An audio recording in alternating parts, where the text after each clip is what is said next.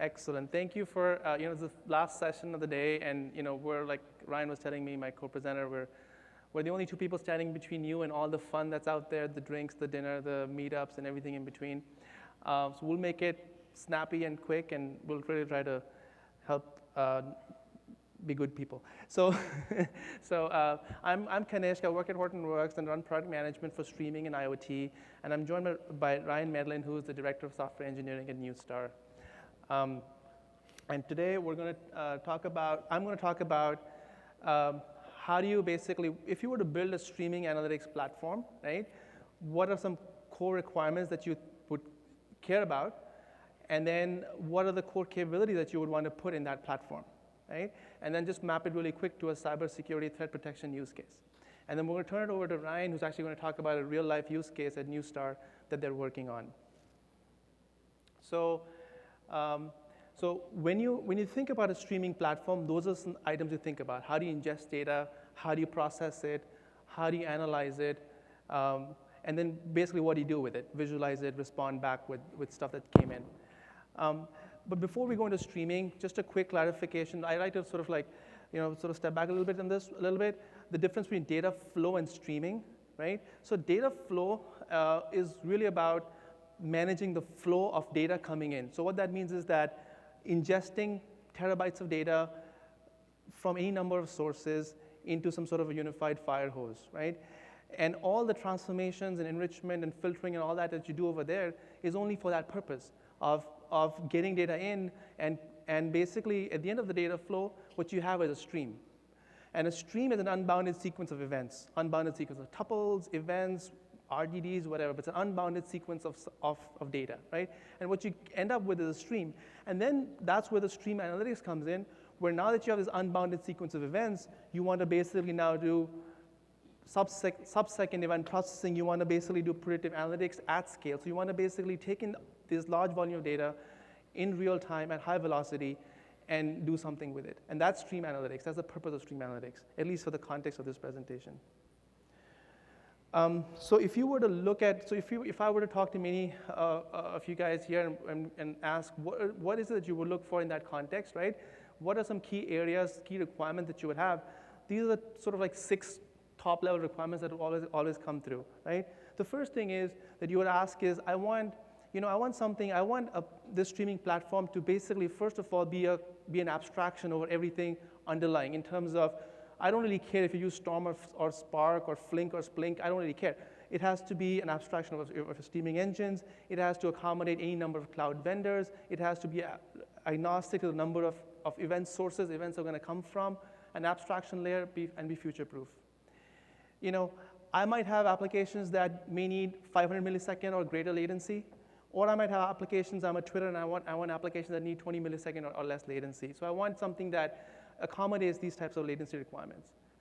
I want to be basically able to go back to my data that was collected in batch mode.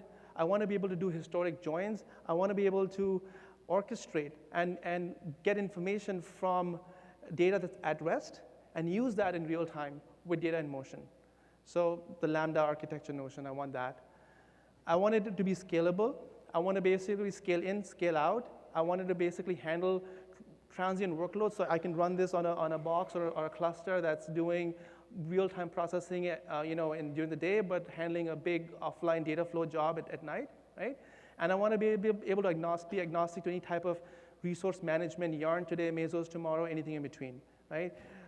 And finally, I want to basically, or almost finally, I want to basically be able to use this platform to do something with it.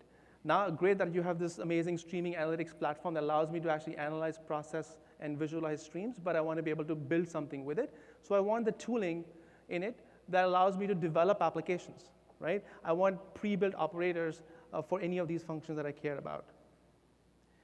I want to obviously be able to visualize that data, so I want to, whatever data is coming through, right, once I'm done processing and analyzing, I want to be able to visualize it. And typically, the number one visualization I want, in many contexts, is a time series visualization. But I also want to be able to figure out if I can drag and drop trends, comparisons, thresholds, things like that, right? And finally, this is where sort of summary slide of requirements where basically I'm saying that I want to be able to abstract the underlying streaming engines. I want to be able to have built-in operators. I want to be able to do pluggable workflows and be able to handle different latency requirements, right? So if I were to build a streaming analytics platform, now just take it back. Now so this is, I'm talking to customers, this is what comes in, right? Now I'm a product manager and I'm building it, right? So what do I care? So now let's see if what I build sort of maps to this. I'll try, right? So, so the first thing so this is what really comes out of this. I'm going to build a platform with the following capabilities, right? I'm going to build a platform first and foremost that gives you a continuous query interface. This new term, continuous SQL, you'll see this a lot nowadays in streaming. It's basically people are very familiar with SQL, they love SQL, but they want that as a continuous SQL. So basically, think of data flowing through a pipe, and you have these sort of like these valves, hanging on the pipe, and as the data flows through, they're looking at the data, and whatever abstractions and triggers they're looking at, trigger that query, basically get that query triggered, and that query acts on the data. Unlike, for example, you have data, you're SQL, and you're basically running a SQL query. In this case, the data is flowing through, and the query is running continuously. So you want that continuous query mechanism to happen in the platform, right, as a capability, where you as a developer just write SQL one time, or update that SQL. And underlying it, it's doing all the large-scale event processing that you're familiar with, or that you might care about, and it's abstracting out all the notions of where the data is coming from the event sources that you care about, as well as where the data is being synced to. Then if you look at analytics, right, what are sort of if you divide analytics, I try to think about these 4 buckets. This is subject to interpretation, but that's how I would think about it, right? These are the 4 buckets of analytics. So on the left-hand side is descriptive analytics. I mean, this is basically just a fancy term for saying, after the fact, reporting, dashboarding, visualizations, the traditional BI that we're used to, right? The next is proactive analytics. So now at this point, the assumption is that you have some notion of the system you're basically going to monitor, or you want to build an application with. So let's say you're a preventive maintenance shop and you have a turbine out there. So you know factory settings for the turbine for wind speeds and so on. So you're going to define these predefined rules based on factory settings, predefined settings, and those rules will fire as a continuous query as data flows through, right? So that's proactive, right? You're being proactive. You're monitoring the system and alerting before failure. The next step is you can be predictive. So in this case, you don't have any fixed settings and rules, but basically what you have is you've trained some models offline, right? And you're detecting trends in this case. You're not monitoring, you're just detecting for trends, and you're figuring out that the system is trending towards failure with a certain probability. And if it trends towards failure, that's when you're going to raise an alert or trigger something. So you're doing predictive analytics here, right? And the final thing is prescriptive analytics, which combines proactive and predictive. You're monitoring the system. You're basically detecting trends towards failure. And you're taking those two together, and you integrate it back with your ERP, CRM, and you're driving operational efficiencies back in the enterprise. You're doing something with it, right? So but the same rules framework is the same continuous SQL query framework that you've written for these two types of analytics. Then again, if you look at just drill down the capabilities, you basically have filtering. You want to, and I'll go through a use case to talk about this in a second. Transformations. You want to aggregate. You want to timestamp events. You want to prioritize the events flowing through. And most importantly, you want to be able to enrich these events with pre-built, custom-defined operators to go out and enrich events with reference data sources. Probably the most important thing here in this is temporal calculations. So, we've done a lot of work in underlying streaming engines to make this happen. Spark streaming sort of like pioneered this, but from your perspective, you don't care. At your level, you should have an ability to do time-based calculations. You should be able to take a snapshot of events coming in and use that snapshot with others, with continuous flowing events, or with other snapshots from a historic perspective, right? And drag and drop those snapshots of events. And then correlate those events, that stream, and create new streams we care about. And pattern detection is simply basically anomaly detection, which goes back into talking about predictive analytics.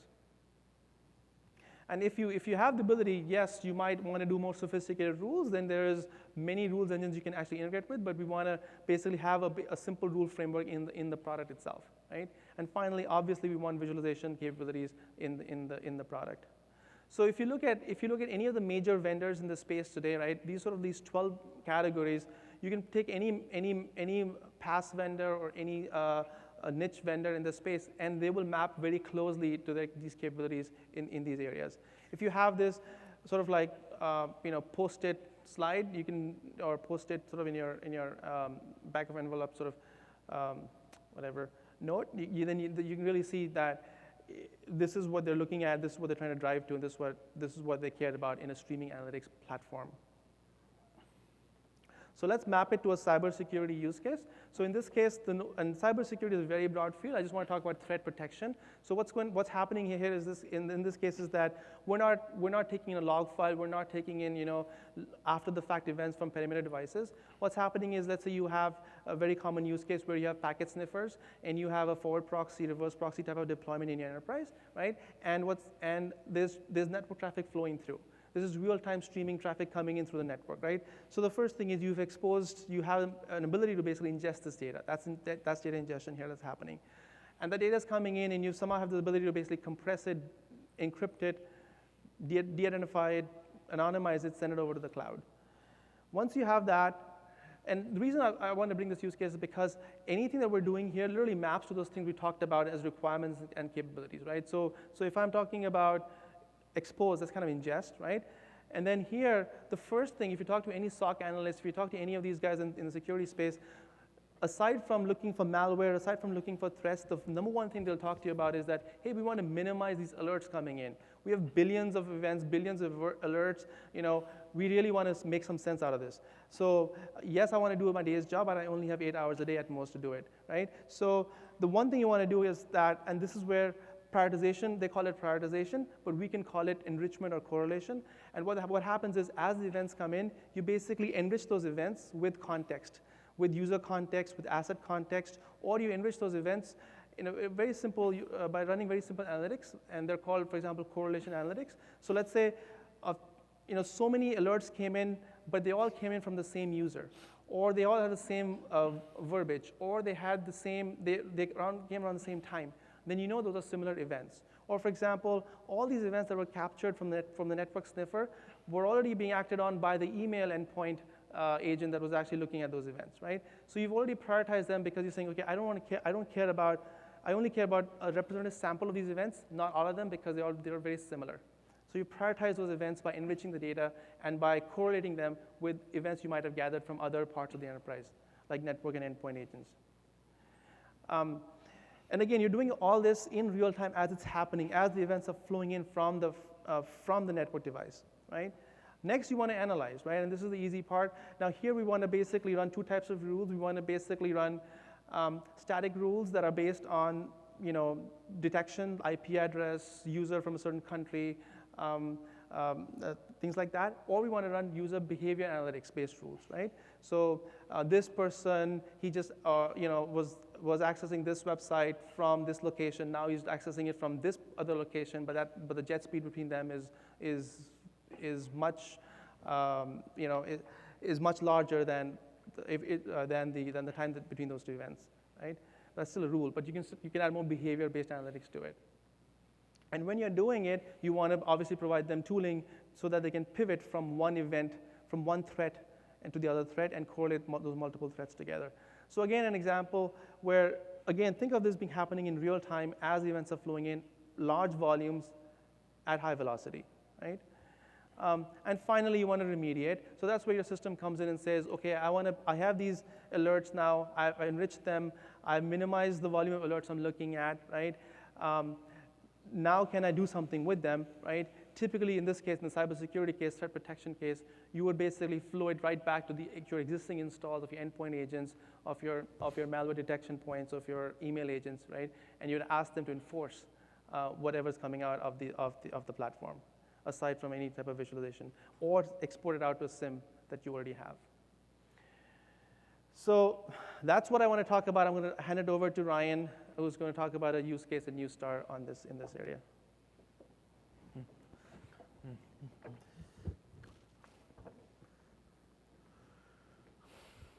All right, thanks. So I'm Ryan Bedlam, Director of Engineering for the Internet of Things division at Neustar.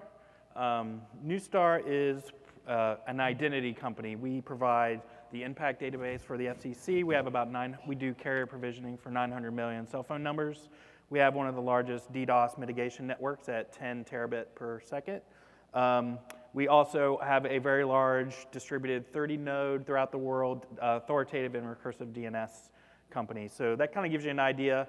And we also have marketing services where we have a very large sort of DMP-style user segmentation database for marketing and to determine effectiveness of ad spend and whatnot. So we're focused on identity. We have a security in our DNA, and managing large things and registries is in our DNA. So what the Internet of Things division is to sort of provide solutions to prevent companies for articles showing up like this. This article is from Monday. It's pretty easy. I just Google IoT security breach, and something comes up usually every few days. So this one was a very large DDoS attack on a company, and its attack surface was via 20,000 or more closed caption TV devices. So there was sort of backdoors, made it onto the firmware, and someone controlled these devices, and there you go, there's a DDoS attack. So as we probably have all seen, IoT, these devices are very, the attack surface grows exponentially. Everyone's putting in smart this, smart that. So what is Neustar's use case? What are we going to use our DNA to sort of focus on?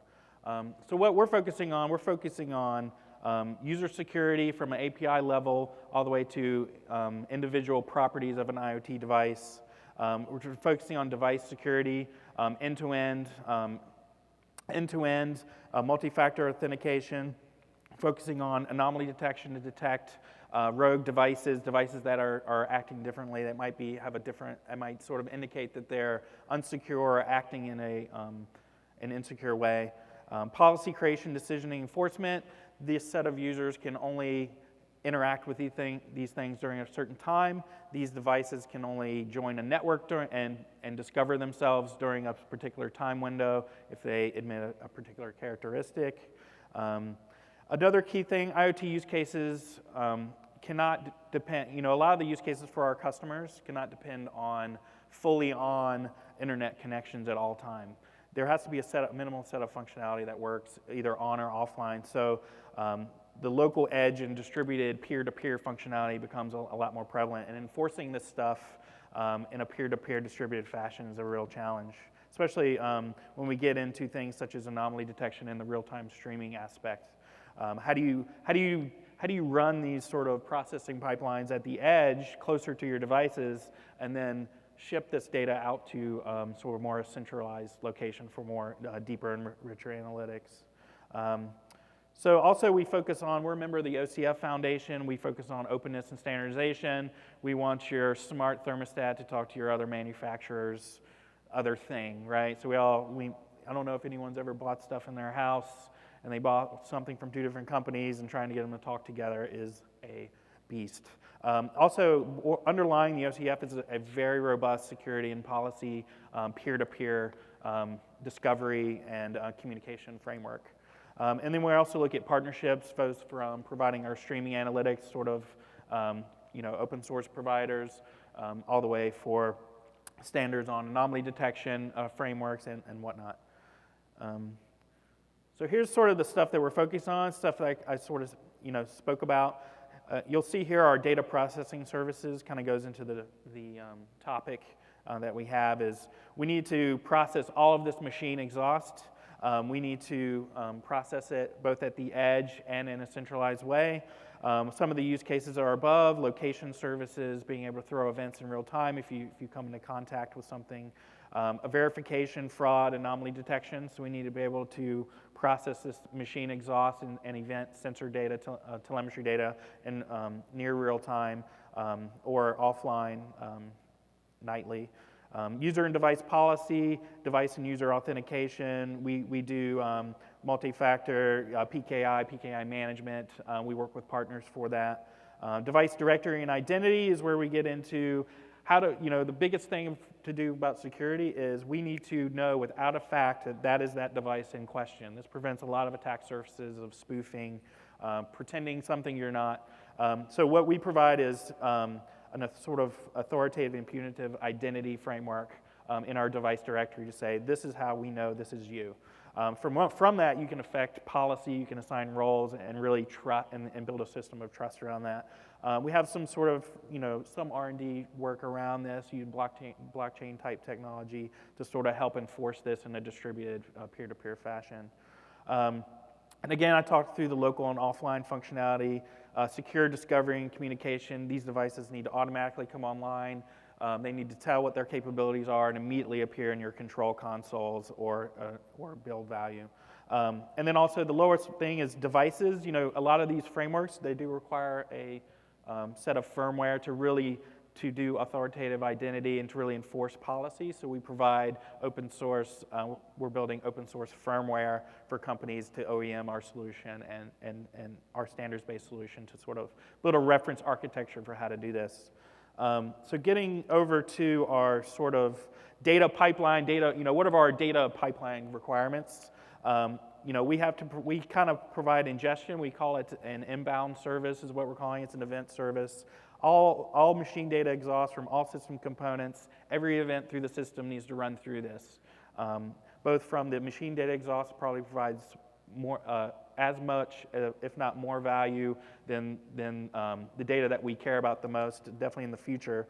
Definitely our data scientist, he has a PhD from Stanford in machine learning. He wants all of this stuff. He wants all the exhaust. He wants everything to build his models, especially in regards to anomaly detection. We have sort of a schema definition where we're relying sort of a LinkedIn model, if you've ever read that, where we say everyone needs to be responsible for converting their exhaust into this standard message format, at least to an extent so we can take it in and route it and provide rules around routing or what to do next and how to enrich it. So the simplest use case is, given this message attribute, execute a rule, determine next course of action, notify a user via email, notify a pass or message to our device directory. Sometimes our device directory needs to reflect state changes. You'll see in some of my use cases where this would need to happen. Store data in various HDFS. We call these sinks. We need to define where to put it. HBase, HDFS, Cassandra, pick your poison. There's each consumer of this stream can decide what to do based on its event, a set of message attributes. And then store data and whatever analytical store you want. So I don't know if this is somewhat big enough. So this is kind of our simplest use cases that we talk about, just to show how a flow of data could go. We call it the simplest IoT use cases, like turning on the lights, right? It's the easiest to talk about. You'll see here from a centralized sort of remote API, you want to go through and say, hey, I want to turn this light on.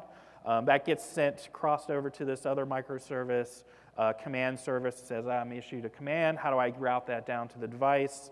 Then it will go through and drop that on the proper communication mechanism. And then from down below, there's a local gateway that picks these commands up and uses various connectivity plugins for brown source devices. If they're using standards like OCF, you'll just get that out of the box. And then it'll communicate to devices. So all of these messages, everything, responses, messages from each thing, the original authentication and policy enforcement, all routes through our inbound service below. So every time a light gets turned on, there's multiple streams of events getting generated that need to be analyzed and processed. So what is our ingestion process? I'm not talking about the details of what technologies we're picking. It's like what is the process to deal with events at a basic level? And once we do that, we can pick who the technology should be or whatnot. So our basic requirement, what is our process? We need to ingest some events. What do we need to do? So we need to say, let's define our parsers. Let's define where it's going to go. Define sinks. A lot of this is reusable components that can be stitched together to build additional pipelines from developers, mid-level developers say, hey, I want to build a new pipeline. I have this repository of sinks to send to HDFS, to send to this, to send to that. I have general device rules of routing, or hey, here's a general enrichment rule. And from there, we can customize these device rules, create sort of a topology for this particular set of events. We call it, if you're in the Kafka world, here's a topology, aka a consumer, where you pull in these various rules and syncs, and then just run that consumer and process the data. So from here, this is just a slide to show how we just this is how we just get data into our pipeline. This is turning on the light. All the messages flow through an MQTT channel down to an MQTT sort of listener on a device or a hub. That's how we deliver commands or messages. All of these filter back up through the MQTT channel, and then we turn around and drop that onto our inbound service, and that thing processes and shoots the data into our sort of data pipeline in the rules. And then from there, it can interact with things such as a notification service. Now, this is the more interesting use case where some of the ways we're trying to attack the problem is a little different than a centralized Storm, Kafka. We have to send the data offline, into a centralized location for processing. This is someone manually turns on the light, and that state needs to get reflected all the way out, and it needs to be reflected whether the internet is on, whether completely connected, not connected, latency. So a user goes in, turns on a light. The device itself or a gateway needs to that fires off an event, a state change event or some level of event. Goes into a gateway or whatever, gets routed back up, gets routed into this topology, this sort of system is actually running at the local edge. And the exact same thing needs to run also in a centralized, more distributed platform. So for this case, you have a localized light. It goes through the local gateway, routes to this local inbound service that says, hey, I need to execute this set of rules. I got a state change. I need to reflect change into our device registry. So it actually needs to update data and say, hey, there's a device registry event that needs to happen. And if any other logic or any other type of events come through, it needs to say, hey, I need to do something, affect something, and it needs to check that device's state. So all of this is an interesting problem in that we need a sort of edge-based sort of device registry, run these topologies. There is streaming data involved. And then in the end, everything, when the internet comes back on or when there's enough throughput, everything gets replicated back up into the centralized system. And dealing with the rules involved, what if someone changes the light remotely versus someone manually? There's a lot of complexity there that we're working on hiding and coming up with a set of rules for. And then here's just a visual representation of the same thing. All of these devices are emitting telemetry. They're emitting their device responses, notifications, and responses to state changes. All of that eventually needs to make it out to the centralized platform over an MQTT channel or a set of APIs, HTTP APIs. So that's basically our requirements, for what we need to do and how we're trying to accomplish it. The main challenge we're having is, a lot of the systems in place that run in a more centralized manner, these clusters of computers, really need to run on they can't run on a smaller form factor device, which is usually sort of an internet gateway with about 2 gig of RAM, very small form factor. There's a Dell 5000 that's like the best connectivity IoT gateway. It has 2 gig of RAM surface. So we're trying to abstract away the logic and the components that can execute this sort of very similar pipeline to folks, a Spark streaming, topology or Storm topology, but bring that down into a local gateway and be able to execute the same logic, but still allow that to run in a more aggregate cloud fashion. So that's the kind of the problems that we're looking at. We've been doing a lot of R&D around this. We've been looking at a lot of distributed technologies around this for security, both to enforce security and looking at sort of how blockchains are emitted to really do replication of data, master to master. There's a lot. It gets pretty messy. Do you want to do master to master replication? Do you not? Do you want to just do a very small replication system that's responsible for making the appropriate changes, affecting change? So we're digging into this now. We're looking at various partners to accomplish this. We have a team of 5 engineers working on it. And that's pretty much the bulk of our the problems that we're trying to solve, and we're looking at different partners to accomplish this. So thanks. And I guess Q&A for either of us? Any Q&A, we're more than happy to answer.